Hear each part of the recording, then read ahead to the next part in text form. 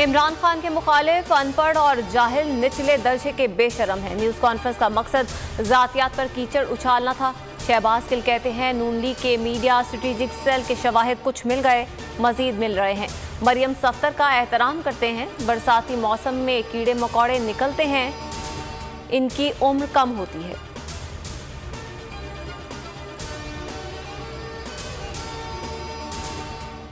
साइंसदान होश के नाखुन ने, इनका तजुर्बा नाकाम हो गया। मुल्क को तबाही के दहाने पर पहुंचाने में उनका अहम किरदार है।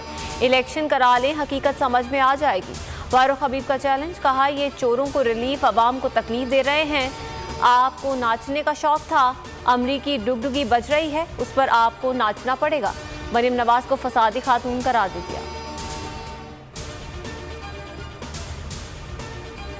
अवाम इदारों से कह रहे हैं मुल्क को चोरों से बचा लो, ऐसा ना हो कि देर हो जाए और गेम हाथ से निकल जाए, फिर चाहोगे भी तो नहीं रोक सकोगे। इमरान खान ने खबरदार कर दिया। परेड ग्राउंड जलसे में कप्तान खूब गरजे।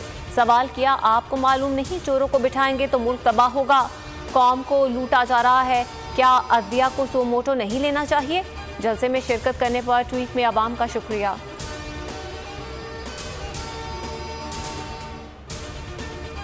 हुकूमत ने बड़ी ईद पर बड़ी छुट्टियों का ऐलान कर दिया। ईद उल अज़हा की तातीलात 8 से 12 जुलाई तक होंगी।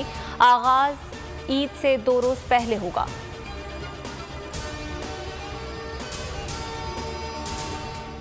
कराची में बारिश बरसाने वाले सिस्टम की शिद्दत में कमी।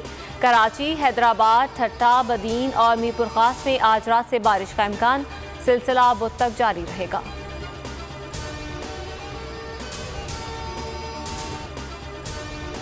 इम्पोर्टेड हुकूमत के तमाम दावे हवा हो गए। बिजली की लोड शेडिंग कम होने के बजाय मजीद बढ़ गई।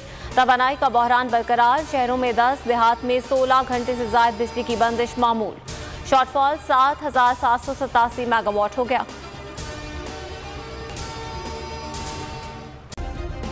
सब्सक्राइब करें और बेल दबाएं ताकि कोई खबर रह न जाए।